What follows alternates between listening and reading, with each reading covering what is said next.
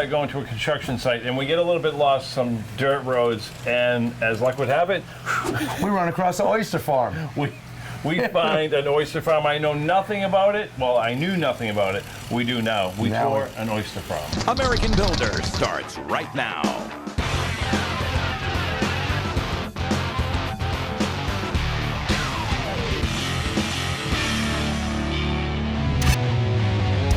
Let's get it. All right.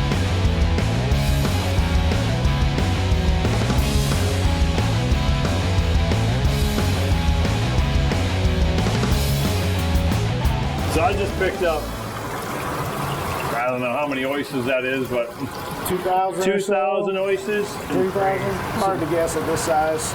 You can actually see them. I mean, they're oysters. I'm going to put them back in.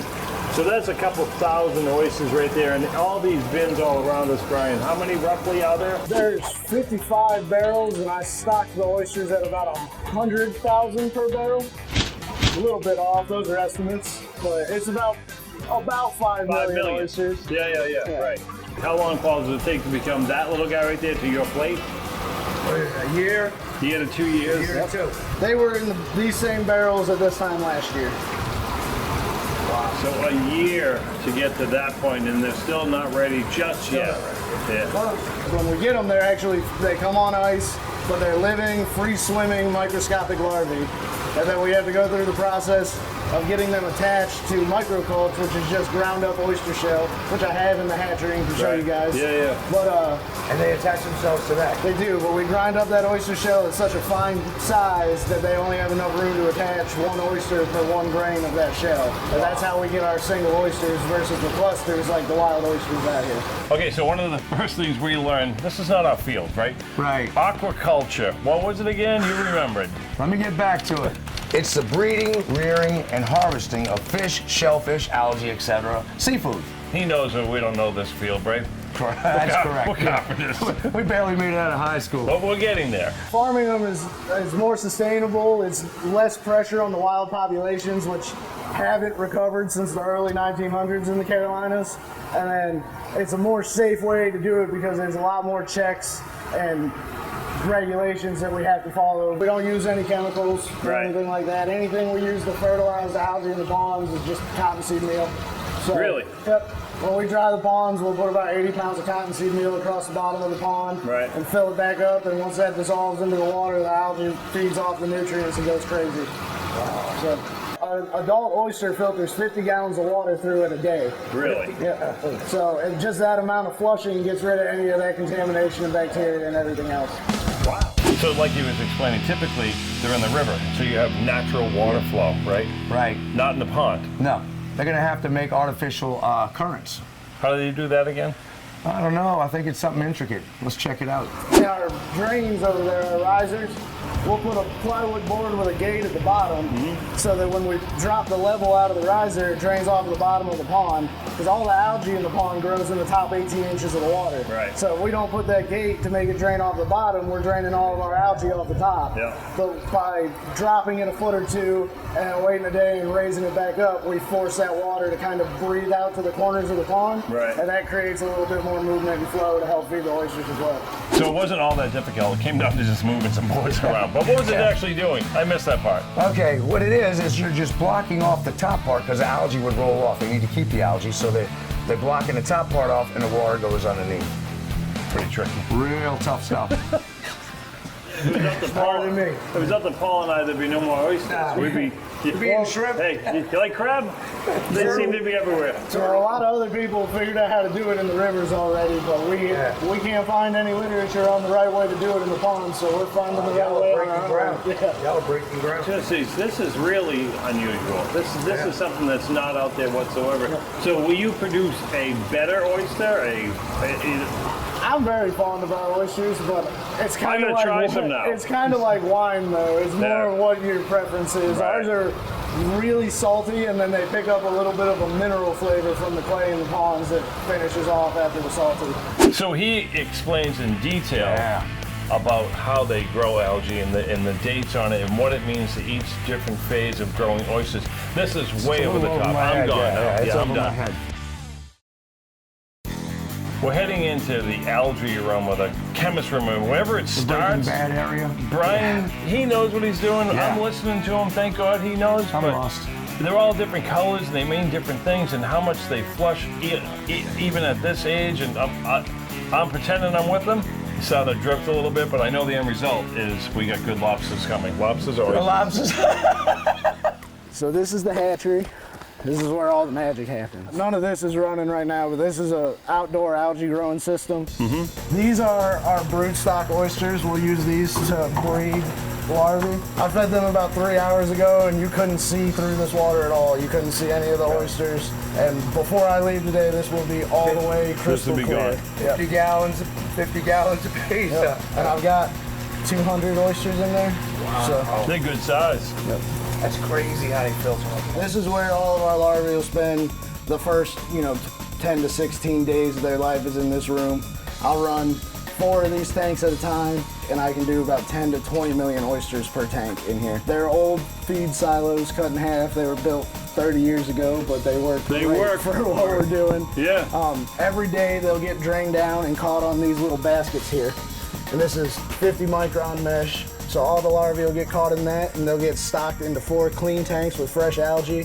And until I start seeing signs that they're ready to set and go through metamorphosis, then I'll move them over into the setting room. But this is where they spend the very beginning of their life. Oysters. I'll never look at them the same way. I'll never complain so about prices again. How long does it take for an oyster to go from there to your plate?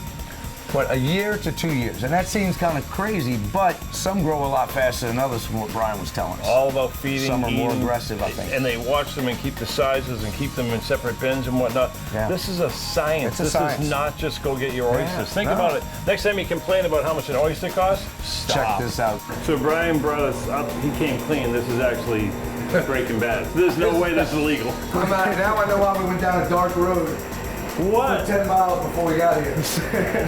I figure Brian's going to shoot us in the arm like Dexter and we're Yeah, we're dead. out. We're out. What is going on in here? So this is where we grow our live feed for our larvae, for our baby oysters. We grow brown algae, which is T. isochrysis, and then we grow green algae, which is Tetraselmis. Those are the species names of the algae we grow. All of this is just my culture room. I grow my starter cultures in here, and then from these smaller cultures, I'll start larger cultures to grow volumes of algae to feed all of my larvae. But all of this starts from test tubes. You order 1 test tube of this, Yeah. and then you scale up into the little flask, and then into the big flask, and then into the jugs. This is the lifeblood of the hatchery, where oysters eat an ungodly amount of algae. We monitor the pH of the algae. We pipe CO2 directly into the airlines for the algae. What do the different colors and shades mean? So I only grow 2 different kinds right here. So the green, the different shades of green are all just age. So this one in the corner right there and this light green here are the same. They're just different ages. That one's older, they get darker. They get darker. Brian, I could sit here and pick your brain for days. Not that Brian, I couldn't. It wouldn't take long to pick that brain. A toothpick. You know I can hear you. So I don't know what's happening, but they're busy. Well, that's just the green algae that I use to feed our larvae right there. And it is a higher energy food source. They'll Wow. start growing a lot Yeah. quicker when I Check feed it that out. to them. I see purple ones and I see green ones. Look at Brian shaking his head. No, it's not. I didn't see any purple. Man, I know I saw purple. These are the barrels that we use for setting. So the barrels that you guys saw in the nursery, the water flows up through this screen. Right. And that kind of lifts the oysters up and spreads them out to make sure everybody gets food. But at this point, they're still free swimming, and we don't want them coming out of here or anything. So when we hang this in these tanks, we flow water down through the screen in here. And these are the tanks that I was saying we're eating 4 of those tubes a day 4 of those tubes per tank. per tank Yep. a day. Is there extra pay for this day when you're in the This pond? is every day. This is every day. Yeah. And that's you yesterday? Yeah. They'd pay me again today if you guys weren't here. We'll stay longer. So anyway, what about the guys are in the water turning the turning, baskets yeah. one by one, up and down. I don't know And they how have to many. constantly do this. They're in the trenches for sure. I know it's summertime, but it looks fun today. There's a lot of days that's not fun. No, basically hand raising these things. Right now, they're just restocking bags onto the lines over here. They'll actually take the bags out, go up to the pad with them, pull any market size oysters out of it. Yeah. Anything that's undersized will go back somewhere between 100 and 150 oysters per bag, and then they'll come stock them back onto the lines. Gotcha. Being in the ponds makes it a whole lot easier because we can back the truck or back the trailer right up to the line, clip, unclip the bag.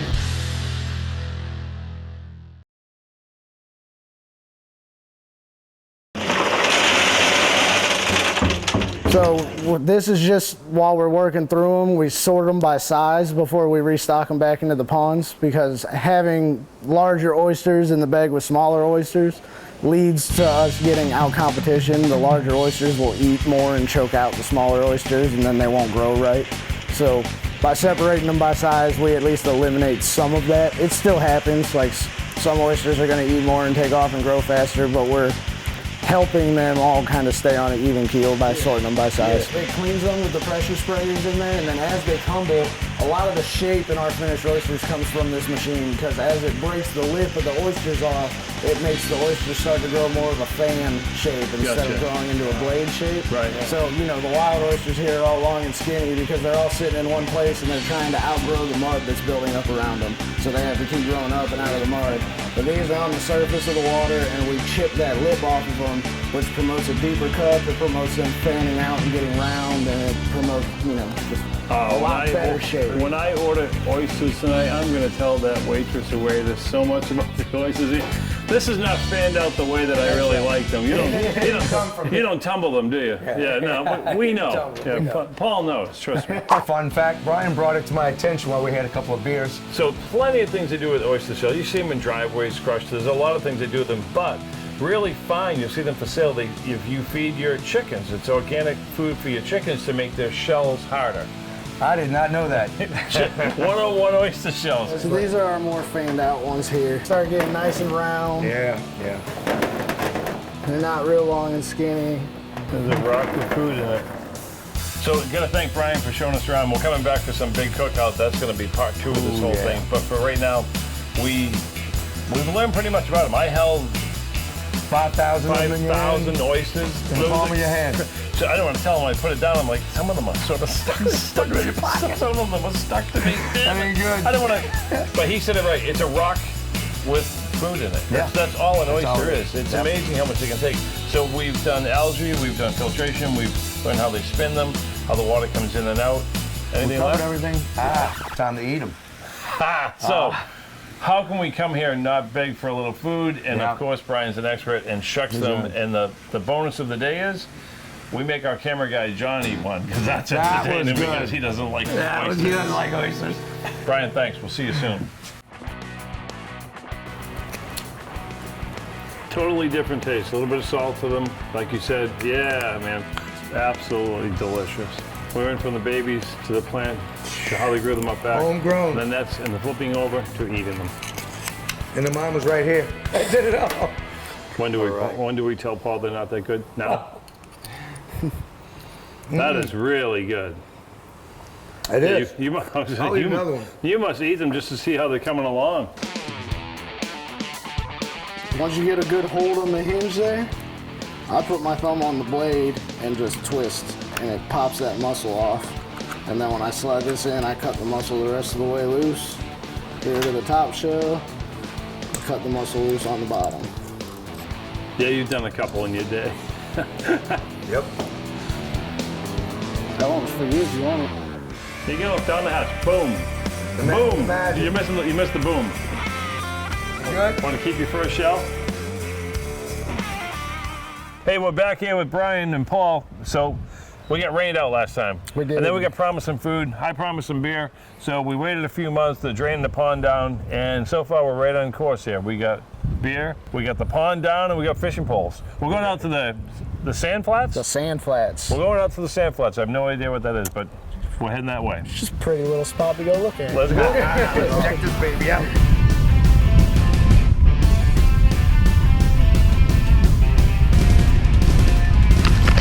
This shoot out here, found some skeets, found found one that wasn't broken. You want to break it to make it look like they didn't miss any. It gets softer the farther you go. You keep going down, that comes out right around Kiowa and Seabrook and stuff. There are natural mussel beds growing in the tall grass. Anywhere where you see like large clumps of one kind of grass, so like right there, there's most likely mussels right at the bottom of that grass and there. So Brian brought us out in the middle of nowhere here in this 400 and something acres, and he left us. Can't even thumb a ride from here. He's digging in the mud over here. The truck's somewhere back that way. Then he told me there's an alligator problem. Are you kidding me? I got some mussels. You got a good eye for this stuff. That's awesome. Just pick them right out of the mud like it's nothing. But yeah, they only stick up about that much out of the mud. Really? So you're walking around looking for the little lip like that. So that's it right there. You're working back and forth and pulling it out. What? Don't you get a pitchfork and dig underneath them? And I think you and I storm out here. We wouldn't be finding those. I'll be eating your sweat strip by the end of the first day. Your sweat strip. Can we cook that?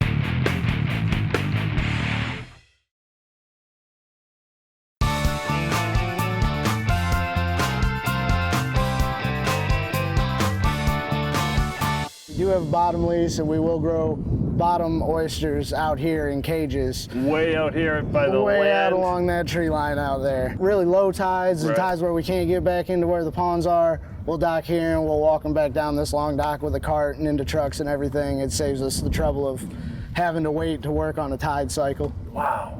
So. I mean, you put a serious stock out here. Oh yeah. Love it. And I was swimming in this river for quite a while until I kept catching bigger and bigger sharks out of it. I had about a 7-foot alligator swimming right underneath me while I was standing on the dock.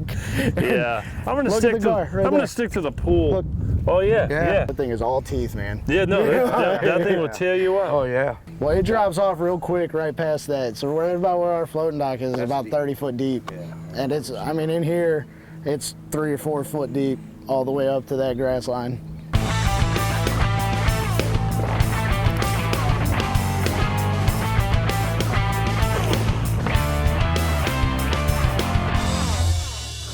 So as promised, Brian's draining the pond. And our whole goal here is what? To feed us, right? Not anything else? No, that is actually a byproduct, believe it or not. But no, so we're just done with everything we were doing with this pond for the year. Right. So instead of having to continue to run pumps to keep water flowing in it, to keep it healthy, we'll actually just shut it all the way down and dry it out. And as you can see, this black mud down here, that's all hydrogen sulfide, which is not good for anything. Drying it out, letting the sun and the oxygen hit it actually helps get rid of that hydrogen sulfide, keeps everything in a better condition so that when we need to use it again, we're already all set up. When will you fill this back up? Probably the early spring, February, March. How long does it take to fill this back up? About a day or two. So I started yesterday, but I only pulled about 3 of these boards here out of the drain yesterday. Right. And so far today, we've pulled about 9 of them, and there's 1 more down there. Everything that comes in as larvae will grow up in the pond, you know, and then we'll keep like 1 or 2 fish to eat and throw everything else back in the river so it can keep growing.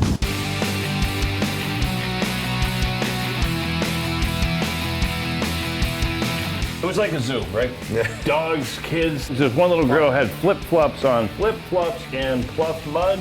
Don't go. She was in that mud. Screaming for her mom. It was like quicksand, but the couple of dogs were there. In they go. Everybody's muddy. Everybody's drinking. It's a blast. You did that so gracefully. I can't believe how deep this mud is, man. Fought it up out of the bottom where it had gotten buried. So now, just pull it right up the track and out of the way.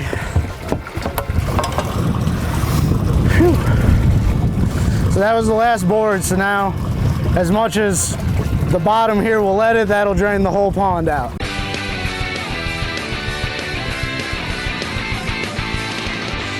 Before we start the cookout and the oysters and all that, we're going around and having some fun. It's not going really well. You gotta catch me some fish so I can cook them.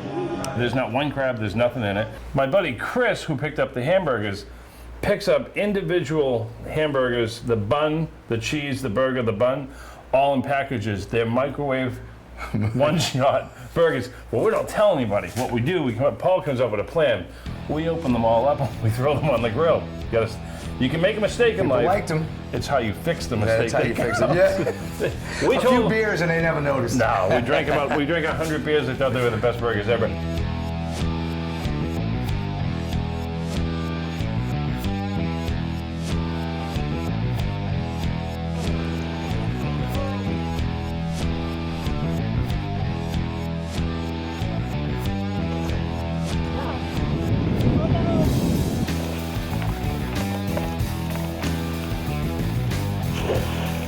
We're sitting over there having a great time. We're eating oysters, we're drinking beer. And every time I look back in the pond that they're draining, I see Marilyn. She's out there catching fish, catching crabs, working the entire time, trying to catch fish for everybody. Look at this. This is so beautiful. Look. This bass has how many spots? This is my first time seeing this. 1, 2, 3, 4, 5, 6. I've never seen it.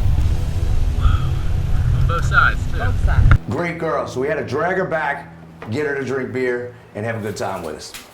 So give a little cheers to Brian. Cheers! Thank you, buddy. Yeah, I appreciate absolutely. it. It's been a good time. Thanks, bro.